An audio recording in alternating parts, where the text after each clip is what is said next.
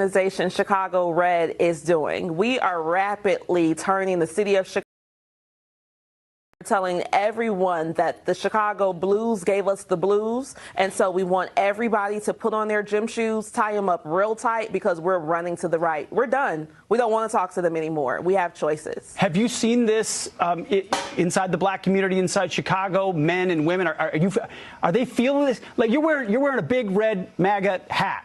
When they see that, how do they respond to that, and what is the appetite for going red amongst the black community in Chicago?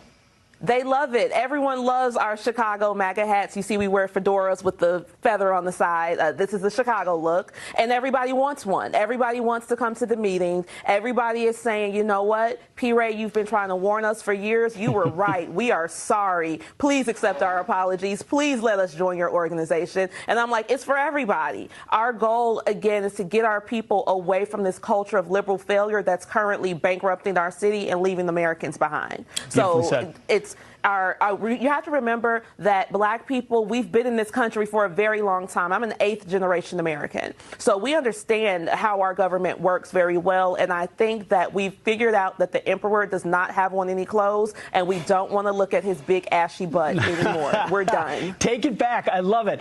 I hope you keep fighting. Turn Chicago red. I would love to see that. Thank you. God bless you for your time tonight.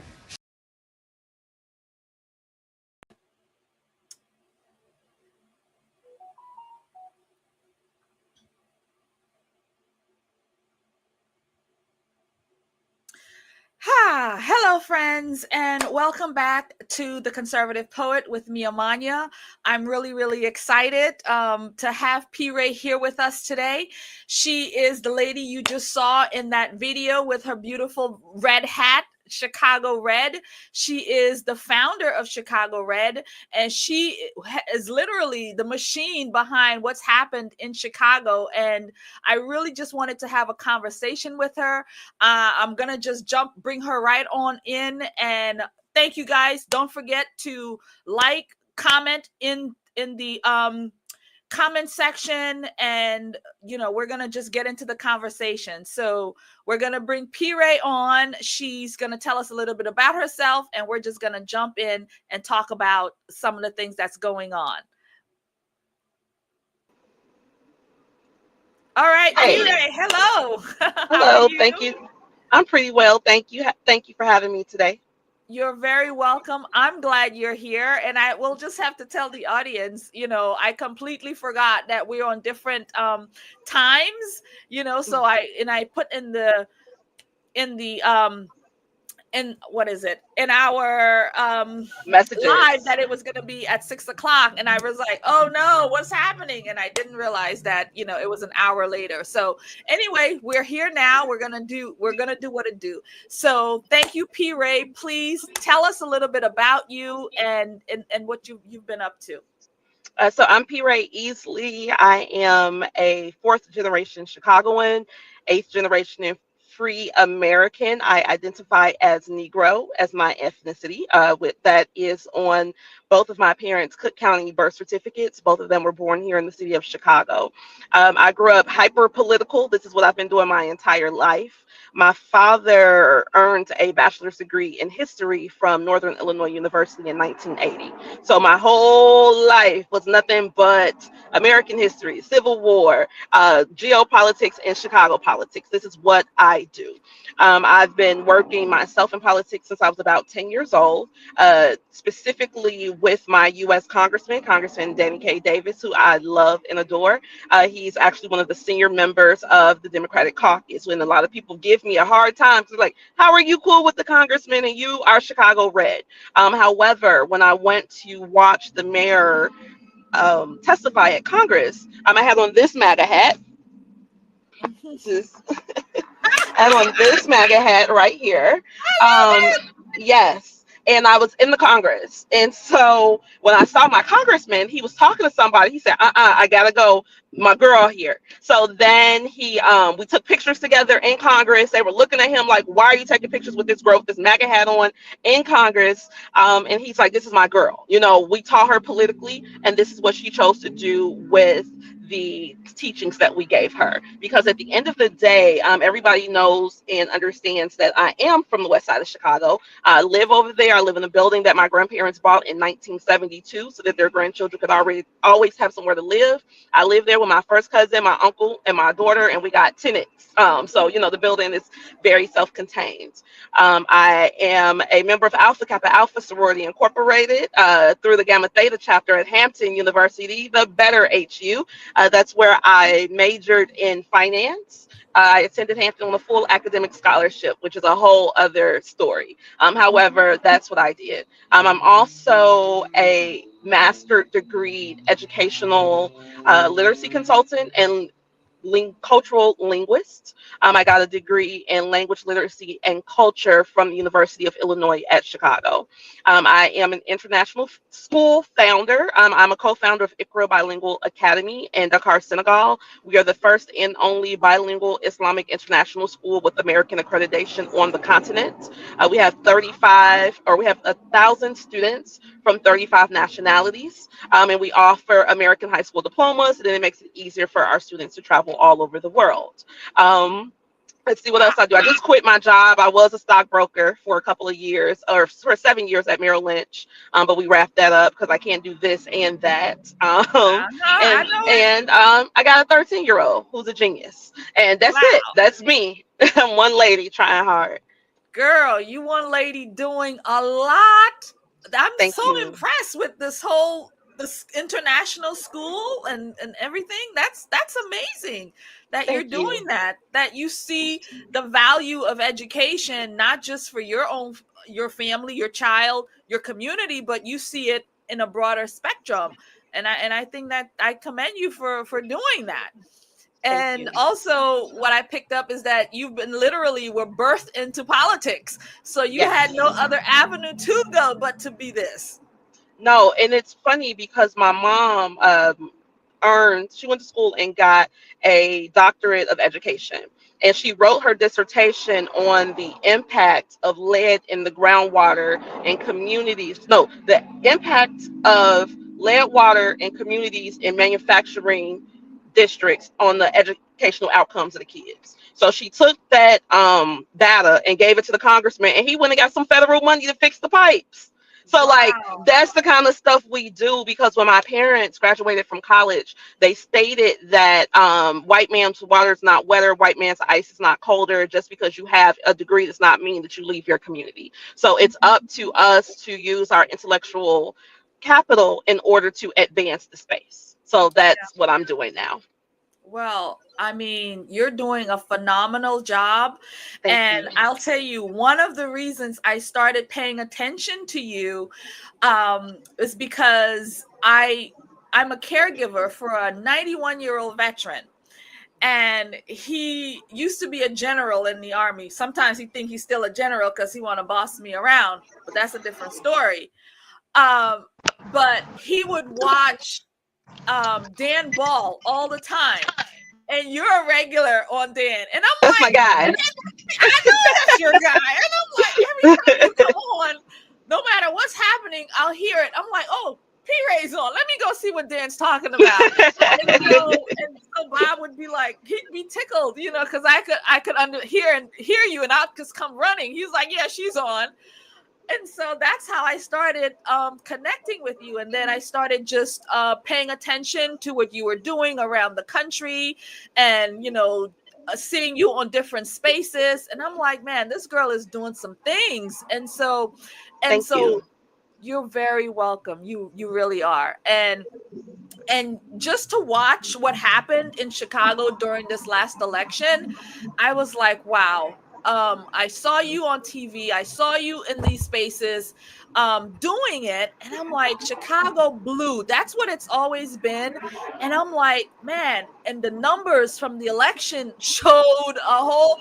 And when I would see like the folks come on, because I cover Chicago and, and I'm seeing the people talking and they're coming in there, they're talking, we're going to vote for Trump. And I'm like, man, I want to see this happen. I really want to see it happen because I live in a blue area, very, very blue.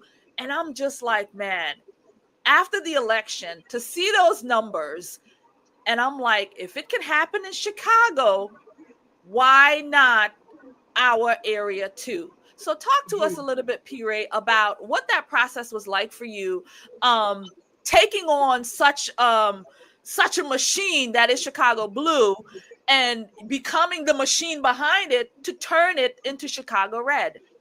So in 2016, I left the country and I went back to Senegal. We opened the school in 2010, and I left the country in 2016 because of the fallout from the subprime crisis. Now, the reason that this really bothered me is because every day after school in high school, I went to the NAACP office or the congressman's office to work on a federal housing program called WOW, which stands for With Ownership Wealth. And this was sponsored by the Congressional Black Caucus to increase Black home ownership by 1 million between 2000 and 2010. When I graduated from high school, I had 500 service hours from specifically working on this federal housing program. So when I saw that Obama was mismanaging, or that he forgave the loans for the banks but not the people, and still took the houses, which resulted in my neighborhood being demolished and them closing the schools. A lot of people focus on the schools, but they need to focus on the vacant lots, because now we don't have any place for the children to leave. So of course the schools are empty. I digress.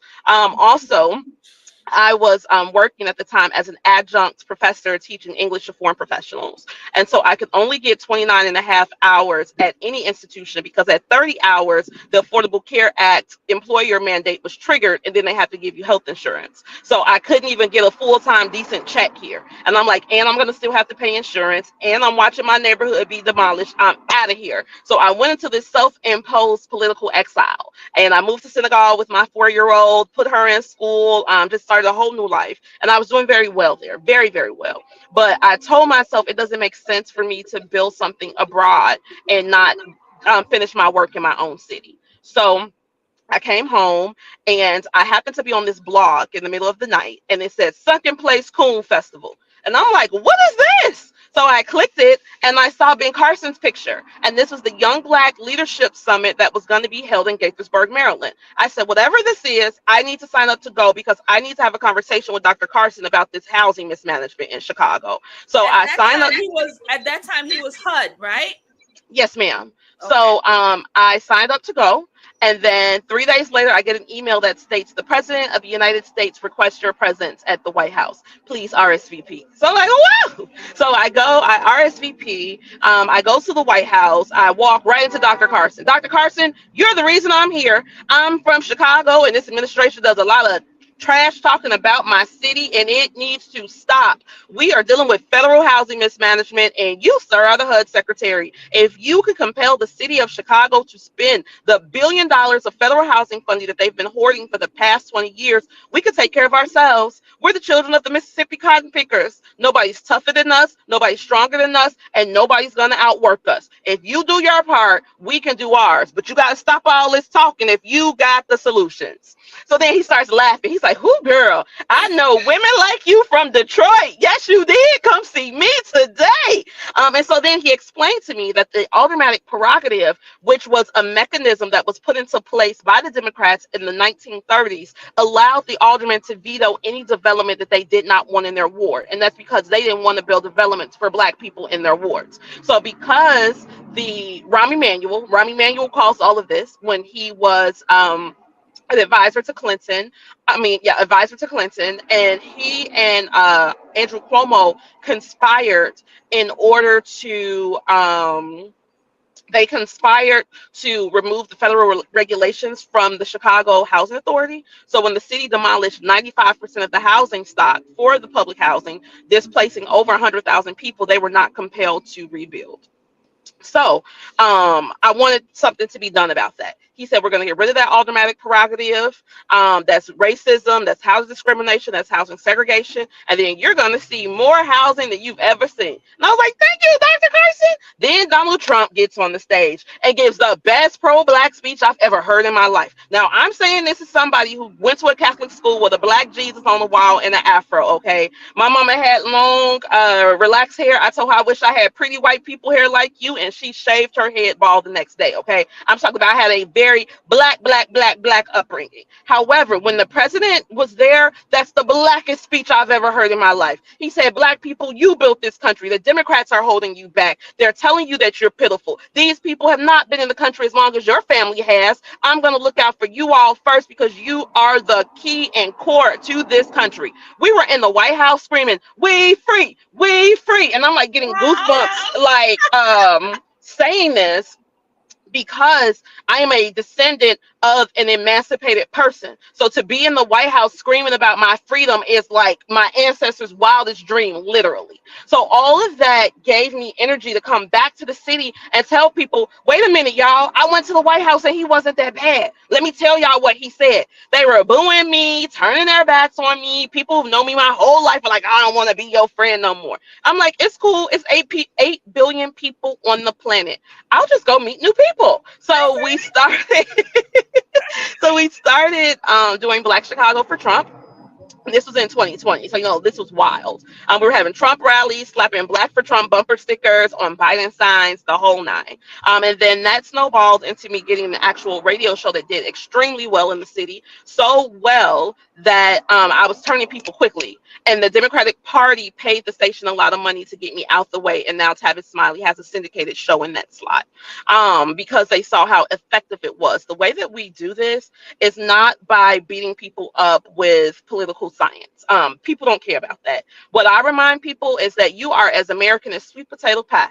Not apple pie, sweet potato pie, because that's an American pie and that's our pie. And we at home, and everything from sea to shining sea is for us and us first. Every piece of political capital that we leverage in this country has to be for the betterment of the Negro. If it's not, you got to tell them that ain't none of my Negro business. I'm telling you, I say this all the time on Fox News. This is none of my Negro business. And so when I left the radio, we started Chicago Red, and the clip that you showed of me at the at city council, I didn't plan for that to go viral at all. Okay.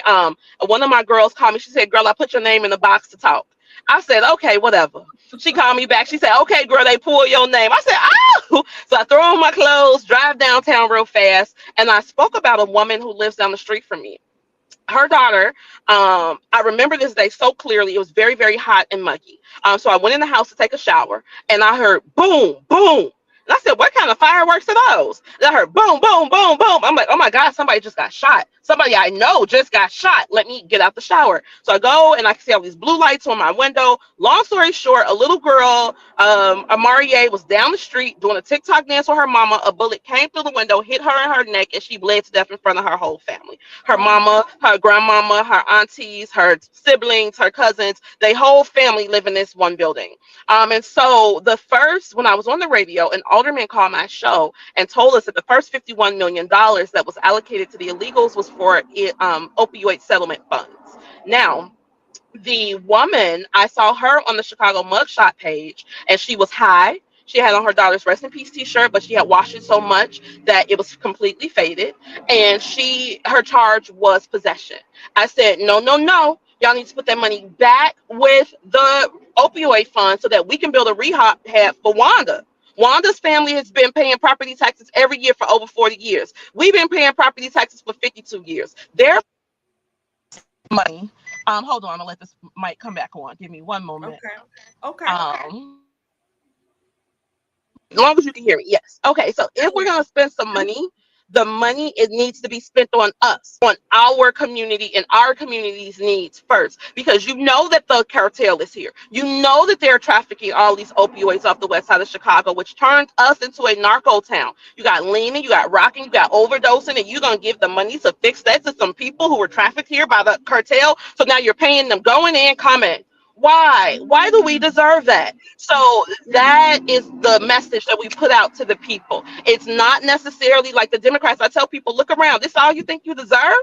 This all these years y'all been putting y'all money in the hat, because where I live on the west side, we live in family buildings. So like how I live in the building with all my family, everybody got their families, in their little spaces in the house. Yeah. So you got to put money up for the water bill. You got to put money up for the taxes. Y'all putting up money for water and taxes every month for this. Why? Why do they deserve this money over you?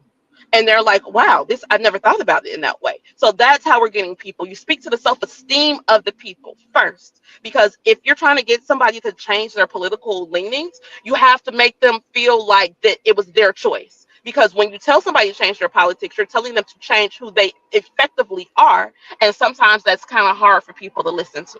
So Wow. that's how we're doing it. Self-esteem and love.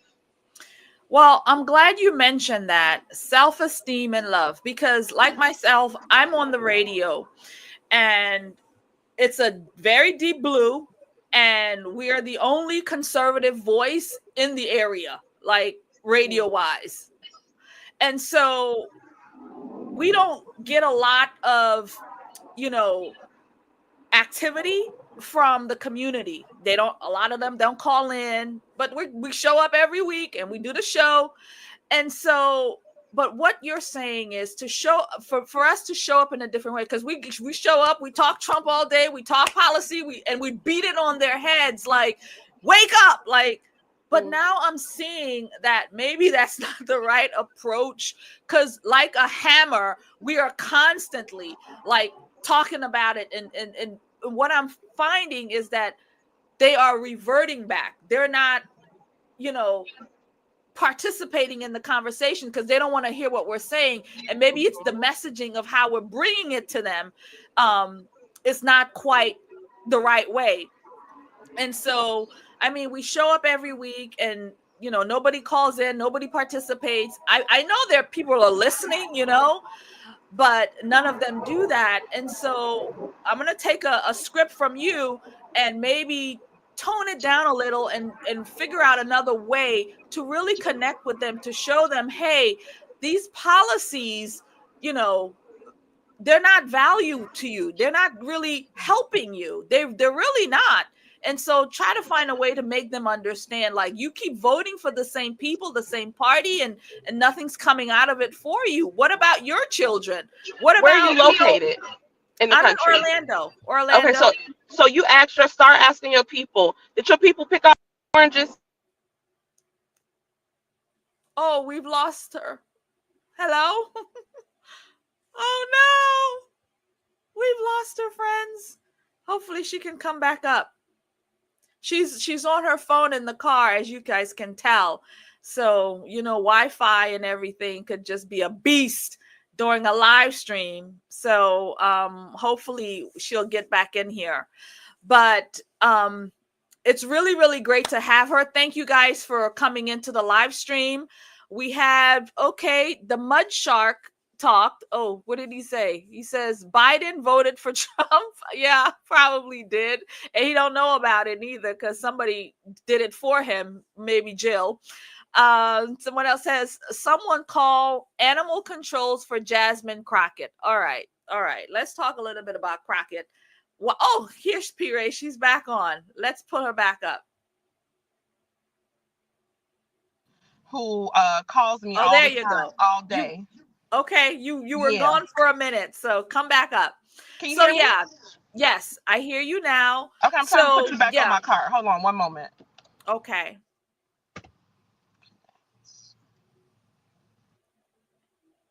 Is better. Yes, we're back. And we are back. Yes, so it's the thing. So even with us, we talk policy. I mean, my show, I tell you, it's the blackest right-wing show in America, okay? Tucker Carlson used to steal my stuff. I would do a show on Sunday night, and then all the stuff I talk about on Sunday, he talks about Monday. And I was prominently displayed in the Art of the Steal. I'm like, I knew you were a fan, but I digress. So you got to do love. You got to flip it up sometimes too. So I would do like, I did one show on my grandmother's birthday about me being her caregiver. And you know how she really took care of me when I was a little girl, when my parents were working. So I didn't mind taking care of her as a elder, and how the baby boomers need to start taking care of their grandchildren more because they're going to need them later on. And that show went over very well. People were like, oh my God, P-Rea, you had me cracking up when you talked about how your grandma had dementia and would talk about you to your face. And you would just have to say, girl, that girl is trifling. You know, you got to meet them where they are. And you got to keep reminding them. Oh, well, this is what I said before I got cut off. You're in Orlando. You ask our fellow Negro cousins down there that your people pick all these oranges for that money to go to illegals. Because see, their labor and their work are what built the tax base that we're currently thriving off right now. So whatever your people were doing back then in Florida to get some money, do you think that that's what they put the money in the pot for? Is that all you think that their labor is worth? What I share with people, because we're in Chicago, so we're from Mississippi. Arkansas, Tennessee, and Missouri, both because we have I-57, which goes from New Orleans all the way to Chicago. And so I asked them, y'all picked all that cotton for this? Oh, I know you lying. I know we didn't grow up listening to sad cotton picking stories. I mean, the saddest of cotton picking stories. We did not grow up listening to all of this for these people to be able to do this with our tax money.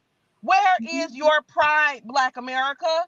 And they're like, I do got pride. I'm like, I know you do. And then if you tell them this is a show for people with high self-esteem, even those who may not necessarily lean red, they're going to say, well, wait a minute, I got high self-esteem. She's talking to me. Wait a minute. People with high self-esteem believe that we're done with the Democrats, and I got to be done with the Democrats because I got to go with the rest of the people with high self-esteem. You got to have low self-esteem to accept this. You got to have low self-esteem. If you know that the property taxes, that the property taxes are going to increase due to these people's presence, and yet you still advocate for them because your self-esteem is not high enough to advocate for yourself above everybody else. And that's not my business. I'm a stockbroker. I'm an educator. I do a whole bunch of stuff, but I am not a shrink and I am not a preacher. Your low self-esteem is between you, your mama, and the altar. But if you feel that way, keep it over there. I'm not here to beat you up. That's low self-esteem, and I feel sorry for you. You see what I'm saying? That way, it is not combative, and their minds are more open to receiving it. One thing that we also do that's different on my show is that typically when Black conservatives come talk to other Black conservatives, is you Negroes ain't got this. You don't have that. Your people can't read. You don't have fathers. You are low. Nobody wants to hear that, ma'am. Everybody knows their problems every day when they put their feet on the floor. It is not our responsibility to go and tell people their secrets to their faces. No. Instead, you tell them what is great about them. I tell people on my show, I say it's like Hannity with a few ain'ts, can'ts, and finnas. The reason that I don't mind using my ain'ts, can'ts, and finnas because I speak an Americanized form of English. There is nobody more American than the Negro. So every ain't, can't, and finna I drop is American English. And if you don't like it, do your 23andMe and go back to where you belong because I'm at home. You at home. Everything that you do is American, not Black. If they say gang, those are gang banging Blacks, nope, gang banging Americans. Those drug dealing Blacks, no, drug dealing Americans. Those fatherless home Blacks, no, fatherless Americans. You understand? Because we are American. And if we internalize our weaknesses to our tribe, it makes us have low self-esteem, which then in turn makes it easier to manipulate us. So that's what I'm doing. And it's when I say it's working, it's working. I was talking to the congressman one day. We were at a wedding, I believe, somewhere. But anyway, we're in the line to eat together. And so I nudged him and I'm like, hey, Congressman, you be listening to my show? He said, every Sunday at 5 o'clock, the city stops to hear Black Excellence Hour. You are saying something that Black people have never heard in the way that they've never heard it, and we can't get enough of it. You got my wife turning into a Republican. We sit there and listen to that show, and she say, she right. Why y'all ain't doing this? What's going on? So he said, if you're getting my baby, I can only imagine what you're doing to the city. Because again, we are only speaking to the greatness of our people. We got enough people telling us what's wrong with us. We don't have to join the resistance against ourselves. Whenever you say bad things about yourself, you are joining your haters. Now your number one hater. And we don't do that. We don't say bad things about ourselves. We don't participate in conversations that say bad things about ourselves because, again, we understand where we are. And there are a whole bunch of haters that want us to believe that we are not who we are so that they can take advantage of the wealth of this country that's allocated to us. Wow, P-Rea. That's very powerful. And I'm looking at it from your point of view and coming to them with without the hammer all the time, telling them over and over and over again, you know, this is your fault. This is why you're here. This is what you voted for. And, you know, all of these things. And you're right. They don't want to hear that. If we're going to be able to change the political landscape of our community, this community here, it's going to take a different kind of conversation. And I think adopting what you're doing is going to be that way, because you give it to them straight, they see it, and they start to open their eyes and minds, and they start to pick it up, because now they're like, yeah, you know what, I think they right, she right, you know, she's right. And they start to, and that's how you start to change hearts, and then you start to change minds, and then you start to change how they vote. So I think what you're doing is great, and I'm definitely going to be paying more attention to how you do your show, so I can implement some of that in my show, as well as here on YouTube. Yeah, well, I need to get on YouTube. I'm actually trying to get back on the radio now. I have a fundraising campaign that I'm going to roll out very shortly. But I got to get back on the airwaves because it's time. Another thing that we also do, or what I was very successful in doing, because typically if you in Chicago and you talking this Republican stuff, somebody's supposed to come punch you in the mouth and throw a Molotov cocktail in your house, right? This is Chicago. But nothing has happened to me. I throw Trump rallies on the street. I got a Trump sign in my yard. I go to the Democrats events and I eat the chicken and peach cobbler just like everybody else. The reason that we've been so successful is because my message is Republican, but it's also very specific to Black Chicago. And so I get like high level politicians who tell me, you say all the stuff we wish we could say. You are so important to us because now we can go and say, hey, that Chicago Red girl talking, this what she's talking about, and the people hear her, we got to do something else. And I'm like, yes, that's all we've been asking for, is to be treated fairly. If you're not going to treat me right, it's other people that can treat us right. Why do we keep like the cycle, the political cycle is, for 1 year, we spend 1 year getting somebody elected, and then 3 years complaining about them over and over and over and over and over again. And nobody wants to do that. That's lame. But we also understand that our people were literally terrorized into the Democratic Party here in Chicago when they left the South as Republicans, because they were told if they did not join the Democratic machine, they could not get city services, they could not get municipal jobs, and again, somebody might bust your car windows out. Like this, it was not a game. So because there is this domestic terrorism element of this, we telling people we're free now. These Democrats are not the Democrats of the 60s. These the weird theater kids from high school. Nobody's afraid of these people. Get away from these perverts, please. Wow. And they're like, yeah, P-Rea, you're right. I'm sick of them too. I said, and it's okay to say that you're sick of them. Well, another thing that works, that brings the people together, is that, and I say this a lot on Fox, to be America first, it does not make you racist. Because again, nobody is more American than the Negro. So if you are telling us that being America first makes us sellouts or whatever, that means that you don't see us as full Americans. You don't value our American culture, and you want us to align our political capital to foreigners to advance everybody but ourselves, and our self-esteem is too high for that. So when I put it out there to the white folks, like, hey, I don't want to, we're not trying to come into your community. I like where I live. I love where I live, okay? So don't think that this is a movement of us trying to impose ourselves on you. It is not. Our boys sell heroin. Your boys use heroin. We got dead kids on both sides. So this border issue matters to us the same way. When you put it like that, oh, okay. Well, I thought that you guys were just a bunch of people who supported the Democrats. No, honey. No, but you got to, because we got to survive here. Like, it's hard to be a Republican because people don't want to hang with you. They don't want to hire you. They don't want to do nothing. And yeah, but we winning, and they got to get over it. We are winning so much. The Democrats have oh, so sorry, ma'am. The Democrats. That's okay. Sorry. The Democrats have pumped almost $500 million into Chicago. Before Biden left office, he sent $500 million to Chicago to start buying back the Negro votes because we were so successful with Chicago Red.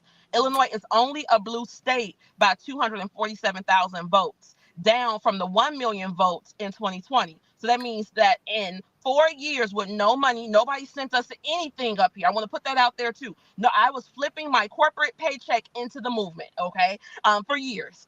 Mm-hmm. Mm-hmm. We were able to take 753,000 votes from the Democrats in 4 years with no money, no help, just a bullhorn of courage and love. Wow. So it can really happen. Like, yes, it can literally really happen. And, you know, in my area here, P-Rea, we're dealing with it bad. I mean, everything around here is Democrat run.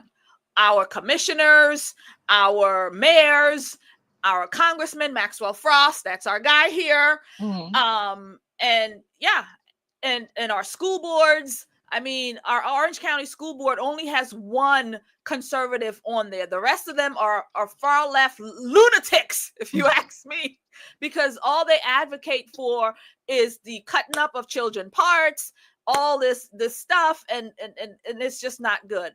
And so the one conservative, she gets pushed back so much on all of the satanic things that they're doing. And she stands up, she talks about the books, she talks about all of these things that's really, nobody's really advocating for. But that's what we're dealing with right now. So in our city, in the city of Orlando, Buddy Dyer has been the mayor. Now, he's been the mayor for like nearly 30 years, okay? He has been running things around here in the city. And he is getting ready to not run again, so they say, in the next election. So I don't know if you know this area's politics at all, but we have some very young progressives that's taken over, like Maxwell Frost. Mm-hmm. And one of them, who is in the state house at this moment, Anna Eskamani, she is running to be mayor because now Buddy Dyer is saying he's not going to run again. So she's already announced that this is what she's doing. Now, this is a human being that her only job was working at Planned Parenthood and being our state representative. And so there's not even much more to say about that. She's very, very progressive. And so word on the street is she's making her move. She's getting more entrenched into the community. And so because she wants that vote, she wants to be mayor. And just like Brandon Johnson, it's not going to be pretty or good for we the community because she aligns with, the illegals. We're just going to say it. Yeah. That's who they are betting for. Matter of fact, she's having some kind of town hall talking about the illegals and how they're going to be helping them. So we're facing these things right now in our own community. So talk to me about how do you combat that? Like the leadership. Money. You tell them these people cost too much. Progressivism comes with an invoice, baby. You ready to spend some more of your money on these illegals? Because that's all she got for you is an invoice for the illegals. Push that point. Push that point. Ask people, did you pick up an Uber route so that you can pay for these people to have somewhere to sleep? Because that's what you're doing. Did you cut back? Did you coupon today? Because you're going to have to give some more money to the illegals once we get more progressives in. Look at what they've done across the country. These people are skirting international and federal immigration laws in order to align themselves with foreigners. And these are the people that we want to uphold our Constitution. No, babe, I know you want better than that. Again, you got to make people believe that they are better than that. That they deserve better, that they are better, and that better exists. Because when you talk about that, that gives people hope. And then they feel like, okay, well, we don't have to go with her. We don't want to turn into Chicago. And that's what y'all can say too. Hey, you see what happened in Chicago and how these people had to fight back? Could you imagine if we didn't fight at all?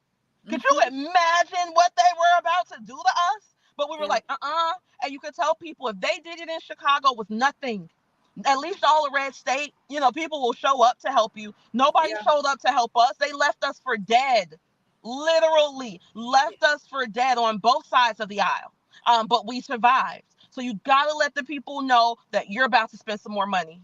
That's it. These people come with an invoice. Every single illegal comes with an invoice on their backs for the American people. Your people pick cotton for that. It's an easy sell. And, just thinking about it now, I've encountered a few Democrats because, like you, I'm very social and I like to go to the other side and see what everybody's up to. I like to see it. People on my side of the aisle, Amania, oh, you going to that? Yeah, I'm going to that. Because guess what? We're already good on this side. We need to be bringing other people to our side if we want to win elections here. Every year, every cycle. I mean, even this last election, this area didn't even vote for Trump that way. We didn't even do that. Even with DeSantis, even in 22 when he ran again, this area, Miami-Dade turned red, but not here. They didn't vote that way, and so we just have to continue to present to them, it is really a detrimental thing, but show it to them in love and show it to them in caring, and just pull it out of them so that they can see it. And so like you, I'm very social. I go to the other side and I do these things, and I have met a couple of Democrat ladies. They be whispering, we don't like that. These people are out here. We don't like this. We don't like what's happening with them coming to take our resources. Yes. And so I've got a few people that I'm going to tap into to start to sort of recruit them into opening up the eyes of the rest of the people, the neighbors, the friends, the family, because if you get one or two that's going to speak it for you, we might stand a chance around here, because we have elections coming up. We have elections.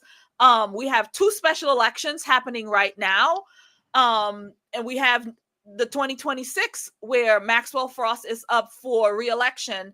And we're just not going to sit around and let him just, go to El Salvador to take care of illegals while the constituents here.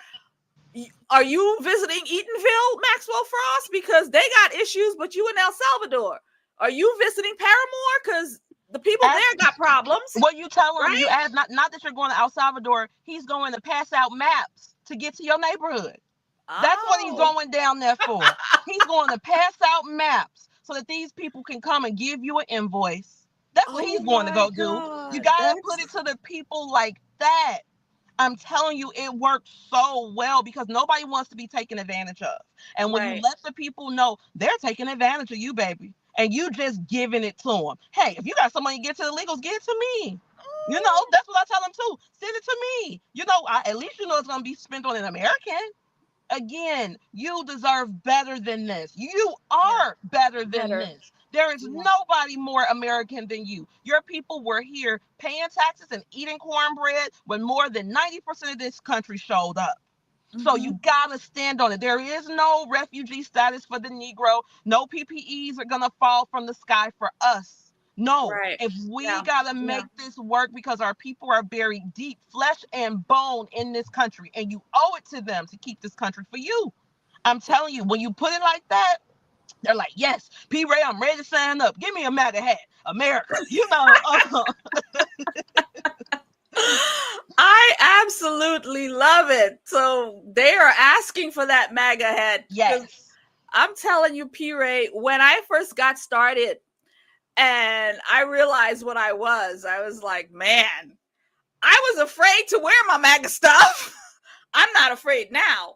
But I used to be. I used to be afraid of what people would say, how they would push back. Oh, you voting for Trump, or you looking at Trump. And I was afraid. I really was. And then I remember in 2018, Donald Trump came here and he had a rally at one of our big arenas. And I remember I was on vacation, but I decided to do a staycation because he was coming. I was like, I can't miss Trump. And so I had my MAGA stuff on, and I was like, you know what? It's going to be crazy down there. I'm going to take public transportation. That's going to be an easier way for me to move because there's going to be a lot of people. And so I had to wear a different shirt over me, hide my hat, hide everything. So I could go down there. And then when I got there to take everything off, I mean, it was a mess, and I was a mess. But now you can forget that, honey. I wear it everywhere, and I dare you to say something to me. I wore my MAGA hat in the DNC. So Fox News wanted to interview me, and they had a sound stage there. And I wear my MAGA hat right in the United Center. So then I got my hat on, I'm walking around, and I see people, because, I live on the West Side, I'm in the political world. So people pulling me to the side. My nickname is Ray.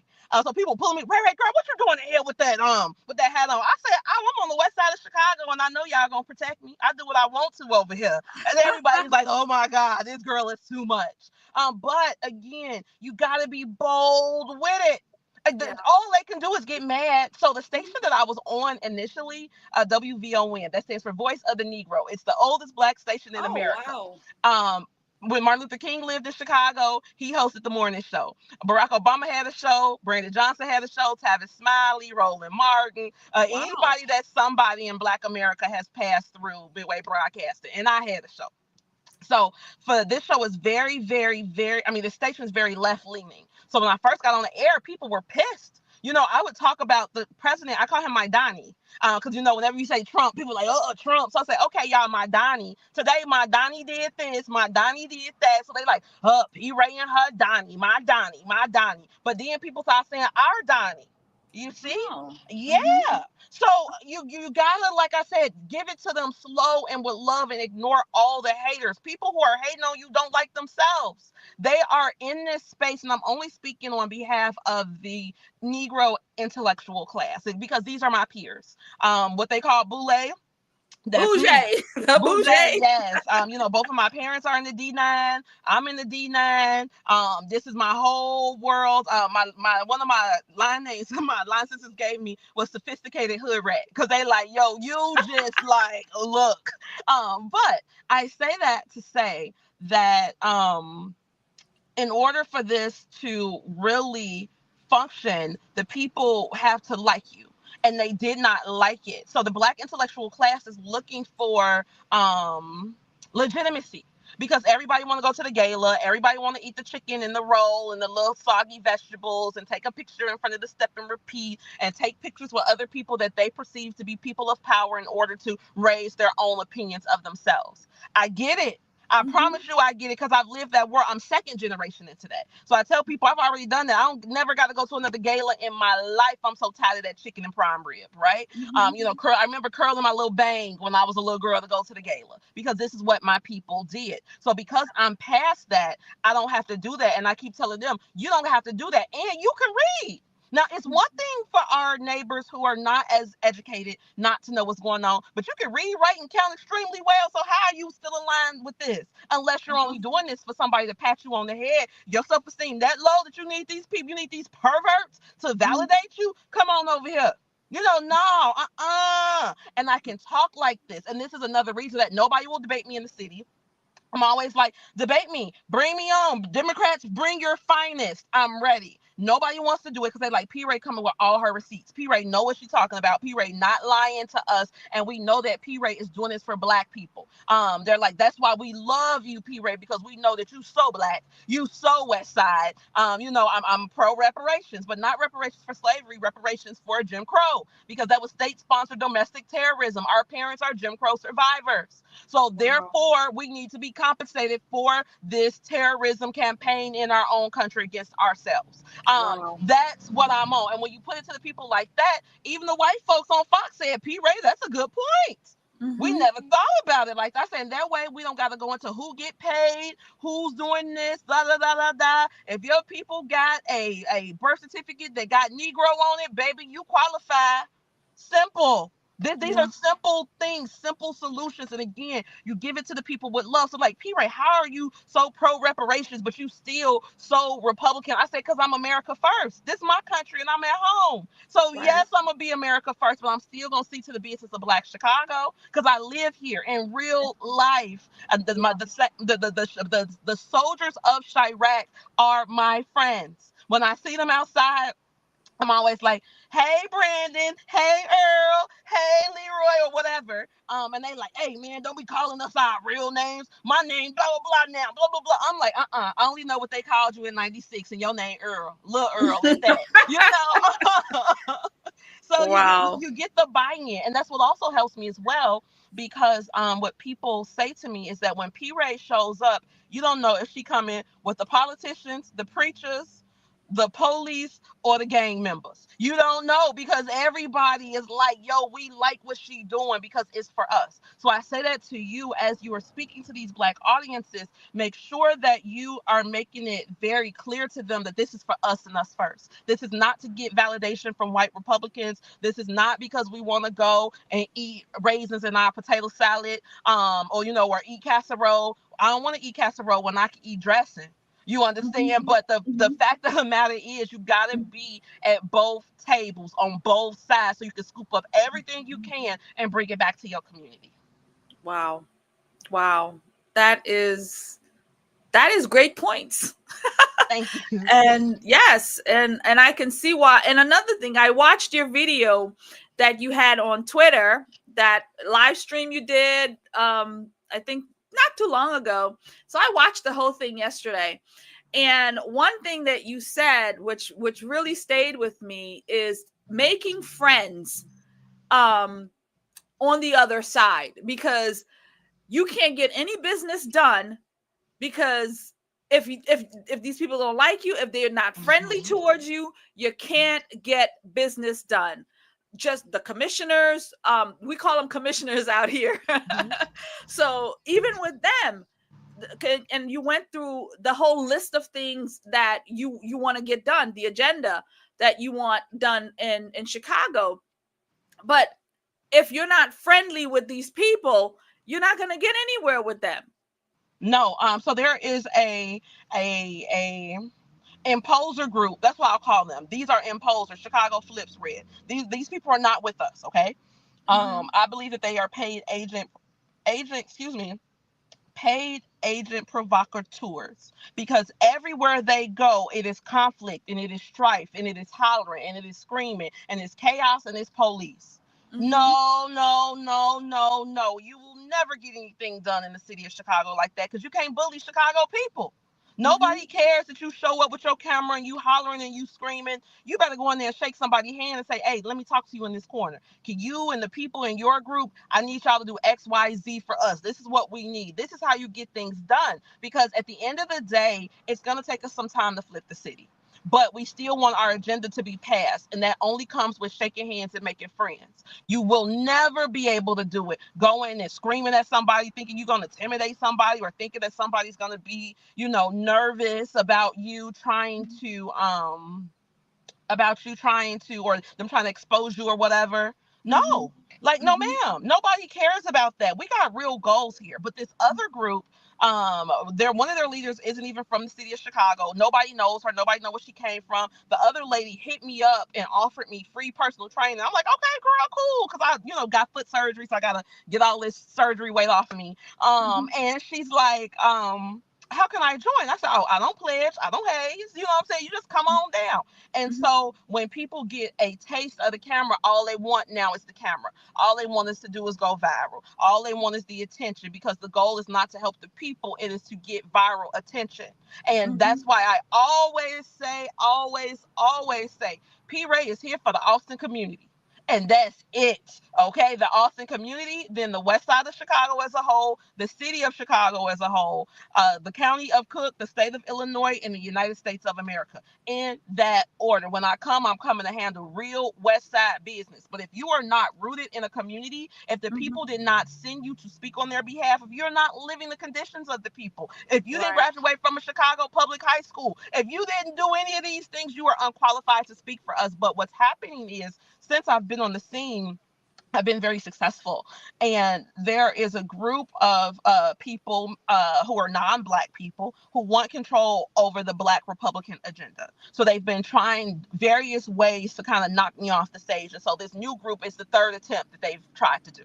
3 times they've done this in like 7 years. And so now these people are out there screaming, getting arrested at the White House, hollering at the inauguration, getting banned from City Hall, jumping on people, throwing chairs at people. They're only doing this to muddy up the legitimacy of what we're doing. Because to the outside person, Chicago Red, Chicago Flips Red sounds like they're together, and they're not. So Chicago Flips Red. Yes, ma'am. They are not with us at all. Okay. Those people are not with us at all. And all they have done is bring chaos and confusion to this red movement in Chicago. So the mayor and I live in the same neighborhood. And so and I know his wife. I know his wife very well. So I know people in his very close inner circle, because again, all of us are neighbors. They were telling me that, they really had to go to City Hall and say, yo, P-Rea not with these people. These not P-Rea people. We know the type of politics that P-Rea follows, and this not how we were trained in our neighborhood, okay? This is not how we do business. And I'm like, if the people at City Hall don't know, then what do other people know? So if you, everywhere you go and you holler and you acting a fool, you see me, you say, oh, here come another one. No, ain't no here come another one, because we not on that with you. We here to shake a hand and make a friend so that we can try to save these children. Hashtag save the baby balls. Like, this is not a game at all. But if you're only doing this for likes and views and content checks, then I just kindly ask you to leave us alone. Leave us alone. Find something else to talk about other than Chicago politics, because this ain't no game for us. This is real life. We're literally trying to hold on to the little piece of wealth that our people got for us when they left Mississippi. Please let us do that in peace. You can talk about sports. You can talk about the weather. You can talk about anything, but please leave Chicago politics alone if you're not living here. Wow. So I've watched a few, and I have covered some of the viral moments that's come out of the City Hall or those meetings. I've covered them. And there's a couple of particular people that when they come, they go for the jugular. Yes. So I think we know exactly what I'm talking about. So yes, I have seen exactly what you're saying. And that's not how you're rolling. No, ma'am. Again, we do this with love and self-esteem. How can I do this and go down there like Brandon suffers from anxiety? I would never go down there and bring up Brandon's anxiety on the mic, ever. Because at the end of the day, that's that woman's husband and them kids' daddy. And you don't, why do we want the kids' daddy to be sick? At the end of the day, this is a man. So they say things like, oh, well, P-Rea, she be with the Democrats and she be with the mayor. This is the city of Chicago. Of course I got friends who are Democrats. 90% of my friends are Democrats. And like I said, I'm going to everything. But guess what? While I'm there, I'm shaking hands and whispering to people, hey, Joe, we done with them, right? Man, P-Rea don't start that up here. No, I'm serious. I'm so serious. I bet not see your name on that petition. Stuff like that, because you got to get in the spaces. If you're going to Democrat events, these are already politically involved people. So if you go to their space and you shake your hands and you make your friends, you talking politics with the people who support them, you can easily have political conversations with other politically minded people. This is simple. But again, if your goal is attention and not building politically, you can't see that. You see, this is gangbanging. They are literally trying to politically gangbang in the city. And if P-Rea wanted to gangbang, oh baby, I could gangbang. I don't got to do it like this. But I'm not here for that. I'll give you a story. You ever heard of O Block, or the South Side, GDs, or so these are all the big gangs out on the South Side. I went to Inglewood and I hosted the Trump rally where they did that Trump mural out there. So the guys came. Yeah, it was wild. So the people. I went out there and the people who were supposed to set it up for me did not set it up. So the people didn't even know I was coming. So all these guys descend on me and my people. They're like, man, Joe, y'all better get these tents up out of here. We are at this joint out, blah, blah, blah, blah, blah, blah. So I'm like, boy, what? I'm like, what y'all thought? Y'all the only ones brought bullets out here today? Go get your bullets, baby. And they're like, oh, no, shorty something else. Man, what you doing? I'm like, I'm just trying to register the people to vote. I'm from the West Side. Y'all think I came all the way to the South Side to fight y'all? No, baby. I'm here to help the people. I want us to do better. I'm like, look up and down the street. Y'all okay with this? They like, man, you got a friend in us. Anytime you want to come back out south, come out south with us. We gonna help you. We gonna protect you. Now, these are the same people that the powers that be pay to goon on Republicans. I'll give you another story. We did one. I told you, me and the mayor live in the same neighborhood. So I had a Trump rally in our hood. Okay, this was a big one. But before on Brandon Johnson's doorstep. Yes, I've had Trump rallies in front of his house. Again, I know Brandon. I know where Brandon stay at. I've actually had Trump things twice in front of Brandon's house. But I digress. Wow. Yeah, Brandon be sick of me, but I don't care. I told him, y'all got to take me how I come. We take you how you come. But anyway, so we're out there, we're doing our Trump rally. But before I went, I talked to the guys who stand out there, you know, doing their urban entrepreneurship. And I'm like, hey, gentlemen, I want to come do a Trump rally right here. What y'all think? I don't want to impose on y'all. I know y'all, you know, got y'all stuff going on. They said, a Donald Trump rally right here? Hell yeah! We love Trump. Yes, you can do it. Bring everybody. We're going to protect y'all. Okay, cool. So I believe this is just my belief. The mayor sent some goons out there to my rally to try to like scream at us and do all kind of crazy stuff.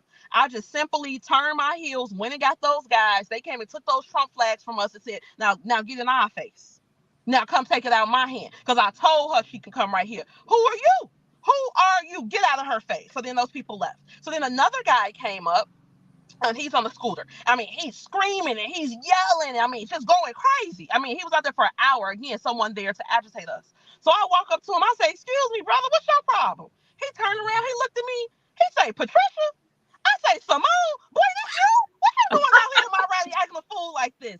Come to find out, we've been friends our whole lives. We went to grammar school together. I know him, his mama, his daddy, his sisters, everybody, okay? I'm like, Simone, when have you ever known me in my entire life to be talking loud and dumb about something? He said, never. I said, okay, so if I'm sitting out here, what that mean? He said, that means that you're doing some real stuff for the hood. Man, I'm going on about my business. Because I have the social capital to do so. But if you don't have the social capital to do so, then you're going to run into fights. You're going to run into screaming because we don't want people to be, as there's a saying in Chicago, we don't want somebody that nobody sent. So if you just pop up out the sky blue and then you're like, oh, I'm going to change these things politically, we don't know who's paying you. We don't know your intention. We don't know if you come to hurt us. You know, we don't know any of that. Think about it. This is where Fred Hampton was killed. The same way COINTELPRO is still moving out here. They need us on this Democrat plantation. So now we have to do and watch our backs at all times and all angles because they're losing their power. So this is why I'm speaking so adamantly against these fringe organizations because they don't have the best for Chicago at heart. Wow. Wow. It's really impressive that you're able to connect and communicate with different groups on all the political sides, but especially the streets. You're able to go out there, connect with them, and they hear you, they see you, and they know that you're there for them. And so with me and my fight here, I see your point of me, you know, so even though I've been on the ground for years, but the ground has been working the GOP. That's where I've been doing the work. And so now I'm established in the GOP and the Republican Party and all of that here. But now I'm looking at the full spectrum now, and I'm realizing where the work needs to be done now is in our Democrat Party. How do we start to infiltrate that? And so I have been going to meetings and I have been showing up, you know, and I don't make it unknown that I'm not one of y'all. It's true. I don't vote the same way you do, but I am one of y'all, you know, and I'm making it clear. Yep. I vote for Trump. Yep. I do all of these things. And here's my reasons why, you know, and I've connected with some people, and I think moving forward, taking your advice on, because I'm hearing a lot. I'm going to rewatch this again just to take more out of it, because like you said, they want somebody that they can trust, right? Yes. They want somebody that they know it's not BSing them. And I'm laying it down kindly and saying, look, friend, I'm just here to help. I'm not trying to do anything else, but I want better for our community. I want better for your children. You're not here to help. You're here to inform. Because you grown. You can make your own decisions. I'm just giving you the information. Your self-esteem will decide what you do with it. That's it. Well, see, good. Because you're here to help me. Help. Right. Right. Because that could be, you know, something to antagonize people. Would you want to help me? So, okay. Yeah, we don't need your help. We ain't no charity. And that's what I told them too. You ain't no charity. I say, how can the children of the immigrants come to your country and help you? You know how to thrive in your own country. Come on now, people. When did you forget? Did you forget who you were? And they're like, no, I know exactly who I am. I start the show with the HBCU version of the Negro National Anthem, which is a Hampton creation, by the way, with the piano riff and all that good stuff. Yes. And people were, especially like in the conservative circles, were giving me a hard time about starting with the Negro National Anthem. And I told them that this is an American anthem. This is an American anthem sang by American people before we actually had a national anthem. Right. So any American anthem that Americans want to sing is our business. And if you don't like the Negro National Anthem, you got to go to a country where it is not sang, because we're going to sing it in our own country. And they're like, oh, wow, I didn't think about it like that. Like, patriotism is the core of the movement. You got to let the people know. You at home, every time they say migrant, every time they say immigrant, every time they say undocumented, you know what they're saying? Not you, Negro. Not you, because that does not apply to us. So if you are in a political party and that's all they got to talk about, that means they have no plans for you. And that's all you want for you. That's all you think you deserve. No, man, yeah, Joe, you right. Man, I heard they giving the illegals $5,000 worth of stamps. They only give me and my baby mama $300 worth of stamps. I say, y'all, because they think the illegal kids deserve to eat better than yours. They want those kids get lamb chops and your baby get bologna because you got a social security number and they don't. Wow. Man, P-Rea, that is the hammer. Yes, but you see how it's not like defensive, right? When you say it like that, they're like, damn, you're right. I asked them, how many people do you currently know in federal jail? Y'all know people in the feds. Well, did they get any sanctuary from federal prosecution by the city of Chicago? Nope. Actually, the Chicago Police Department helped them convict your homie. But now that same police department don't want to help the illegals. Why? Because your homie got a social security number and they don't. Wow. Now, man, she right. She right. I tell the mamas, these people getting all this food stamp money, and you got to figure out what you're going to feed your baby. They don't. They're not in there trying to figure it out, but you do. You do. And why? Because they don't even like you. They don't like you for real. And they keep showing you over and over and over and over and over and over again that they don't like you. And you keep showing up like, please love me. Jim Crow Joe said, by the way, we call him Jim Crow Joe in Chicago. I think actually when I went on Fox and called him Jim Crow Joe, that shook him to his core. But I digress. Jim Crow Joe went to Jim Crow Joe said, if you ain't black if you don't vote for me. If you whatever he said. And I said, and what y'all do? Showed up and said, yes, I am black. I'm gonna vote for you. I said, how? What kind of self-esteem is that? You don't even know this man. And he made you vote against your own interest to prove something that he could never take away from you. Wow. Because he wanted to play on your emotions, baby. That's all you believe your emotions worth. Man, I didn't think about it like that. I'm telling you, just ask them questions. You see how you sitting there like, That's how the whole city of Chicago was listening to the show like, man, yeah, she right, man. And that's it. Like I said, love, love, love, love, love, love, love. Please, I'm saying to black conservative influencers all over the nation, please stop telling black folks what's wrong with them. Please stop talking about black on black crime. Instead of saying black on black crime, we're going to stop victimizing villains.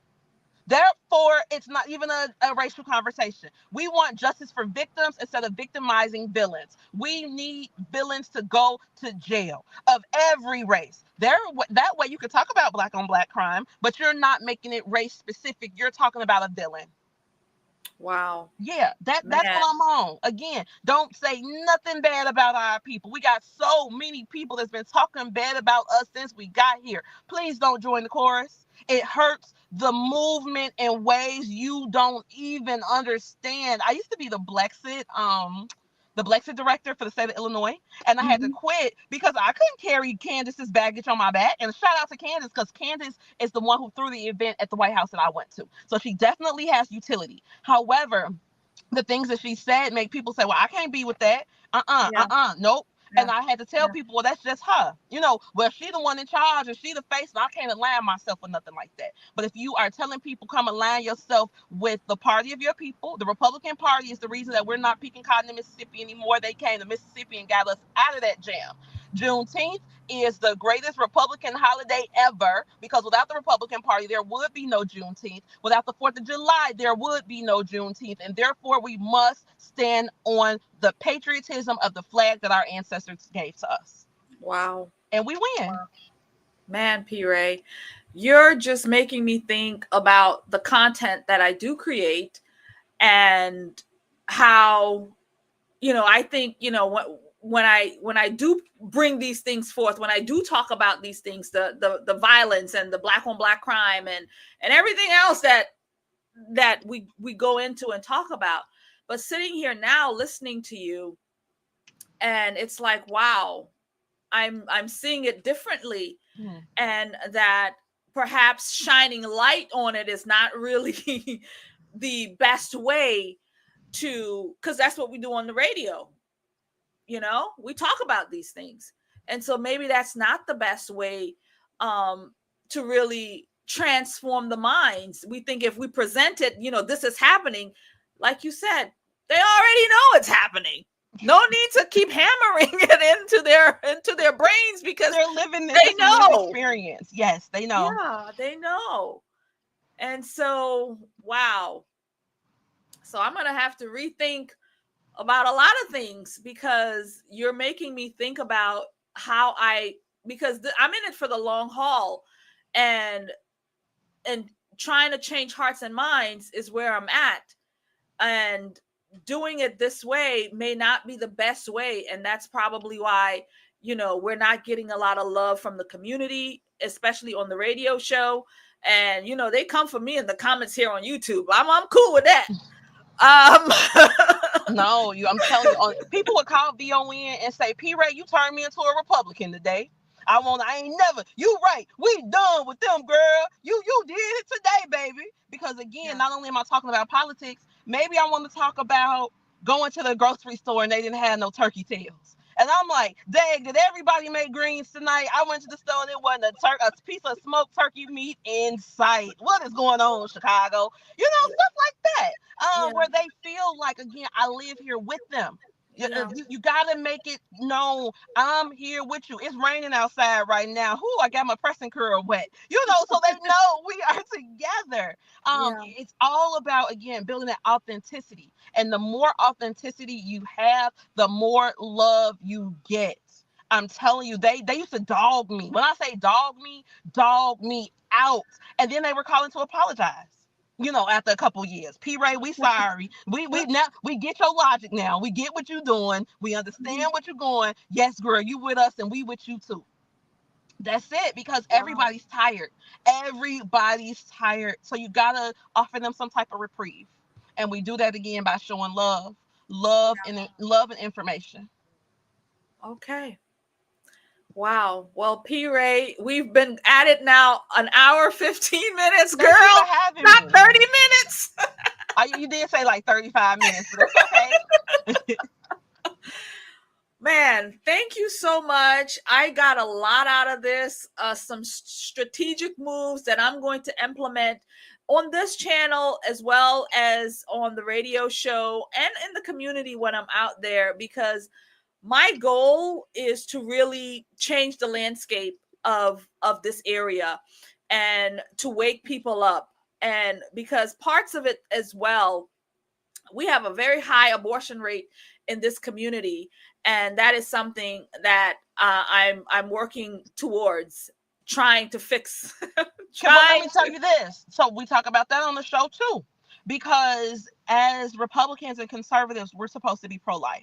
However, in that same breath, we talk about broken families or dysfunctional families. So I said, if we're going to truly be pro-life, we got to understand a mama, a baby, a daddy, that's a family. A mama, a baby, that's a family. A grandma, a grandbaby, that's a family. An auntie and a nephew, that's a family. 3 cousins and they sister from down south. All of these are families. All families matter. Now, what we want you to do is get married and build this nuclear family. However, if the mama is 14 or 41, their child is still going to end up in that same kindergarten class. So we got to make sure that we are valuing motherhood more. That's how we stop this abortion thing. Because what people say is, oh, you have a baby, your life going to fall apart. You're going to be broke. You're going to be stuck in poverty. And we have too many examples of that not being true. If you ain't getting high, you're going to do all right, you know? But we got to promote that to our people. Stop shaming people for their decisions to have children if you want the children to be born. Yeah. Wow. That is great. Well, P-Rea, thank you so much for coming on and staying with me. You're welcome. I really, really enjoyed our conversation. I wanted to talk a whole lot more about other things too, but this is what the Lord wanted us to have a conversation about. And I'm glad that this is the way it went. And I'm so grateful to you and everything that you're doing. You're really a role model. Not just for Chicago, but, you know, in my own city and all the cities across our great country that are struggling with these kinds of issues. And we need to be able to tap into those locations. And, you know, I was thinking about, you're in Chicago, I'm in Orlando, somebody else, we got the girls in Baltimore.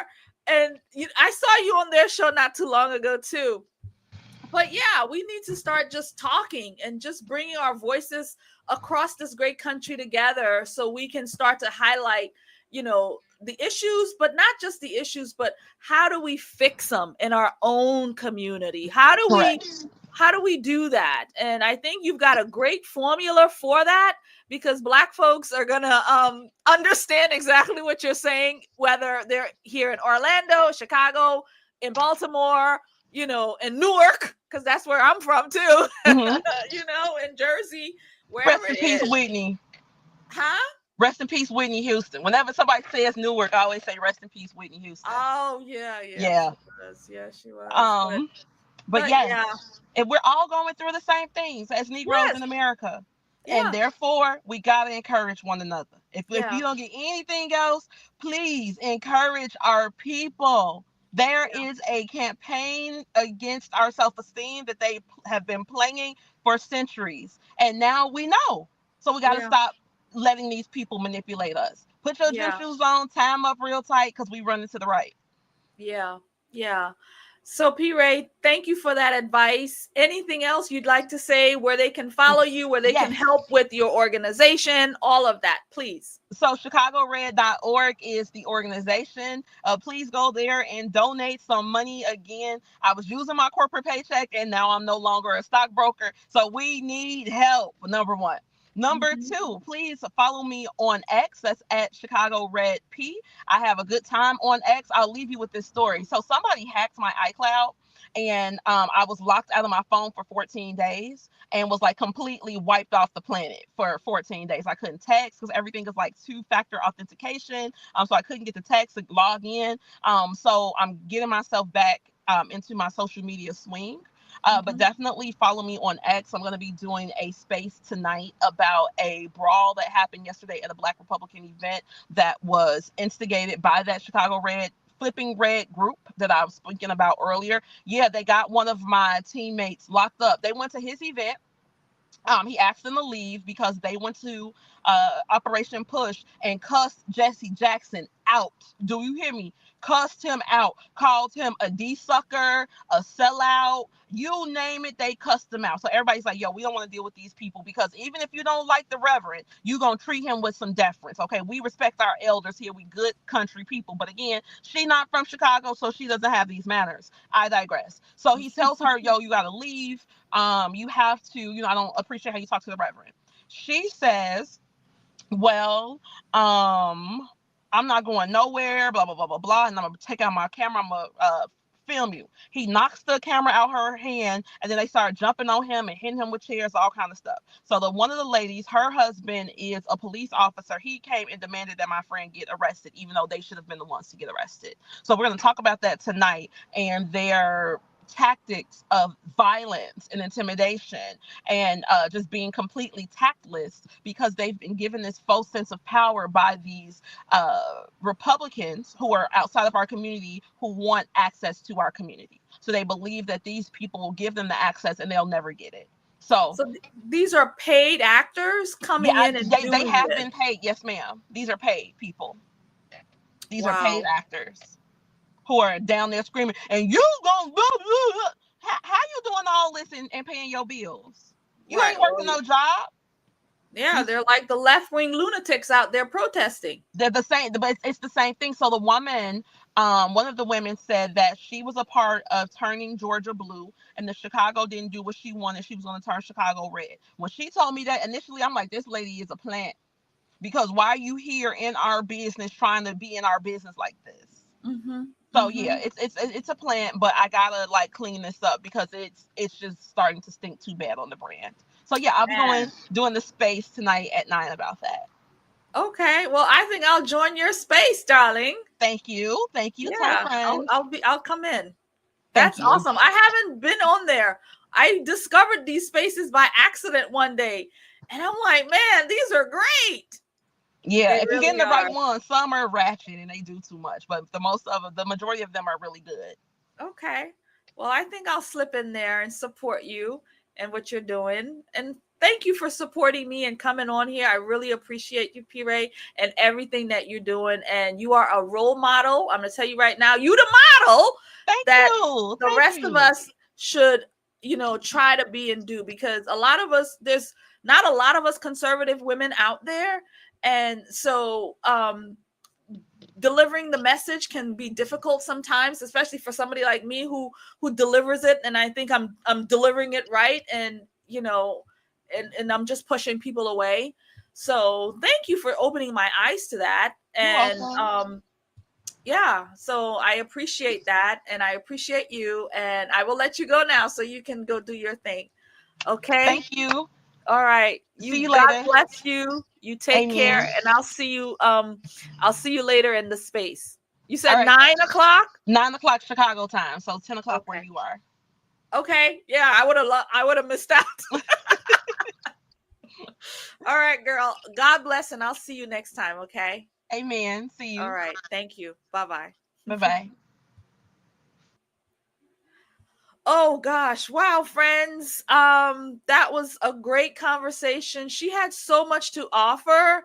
I'm really, really blessed that we did this. And so, man, she's really, really amazing. And I'm going to rewatch this and take a lot of her P's and Q's that she dropped, all of these great gems that she just dropped, and how to work in our communities, and not by, beating people up with a hammer, but showing up with love, showing up with care, showing up with grace, not just beating them up because they already know their situation. They already know things is rough. They already know all of these different things that's happening. But it's really, really important. And I'm glad that we have some people here that showed up. Thank you guys for showing up. And I'm really happy that you all came, and share it, like it, and let other people know, because this is really a blueprint to really help Black constituents in these blue cities. We have to wake these people up. We have to wake them up. And P-Rea has shown me that the way to do that is through love, not just giving them the hammer, constantly going on about, the shootings and the killings and all of these bad things that's happening, because they already know the shooting and killings is happening. They already know these bad things is happening. They already know, all the drama that happens in the Black community. So not hammering them constantly with it is a good thing. And so, because on this channel, I go all in. I actually say it. Here's my hammer right here. I say it all the time. I'm giving you the hammer. Here's my hammer. Because I do that. And so she's really helping me see that it's not really helping, and the message is not really landing where I want it to land. And even here on YouTube, the message is not really landing the way I want it to. So anyway, I'm going to go now, because I'm going to, hello. Yes, Sherry, they are censoring me. Hi, girl. Thank you for coming by. Yes, they are censoring me. But, I actually wrote to YouTube a couple of weeks ago and I said, why y'all censoring me? And they said, you need to make better videos, pretty much. But anyway, it is what it is. I can't fight the algorithm. I don't know what to do. So I just keep doing what I'm doing, and I'll leave it in the hands of the Lord, because whoever is going to get the message is going to get it. Whoever's going to see it is going to see it. And I can't really fight YouTube or the algorithm. I'm just going to show up and do it anyway. Right? I'm just going to show up and do it anyway. So thank you, Sherry, for saying that. And we had some more people come through. Tom, thank you for coming through. Mud Shark, thank you for coming through. And everybody else that came through, really, really appreciate you. And I will let you go. I'm going to just play one of my commercials here, and we're going to let this baby go. All right?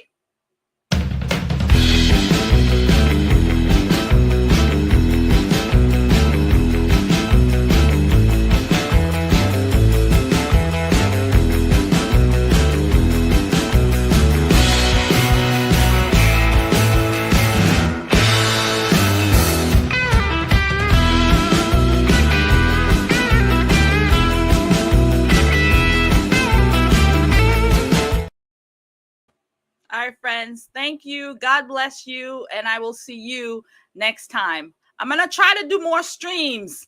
So I'll see you next time. God bless and keep.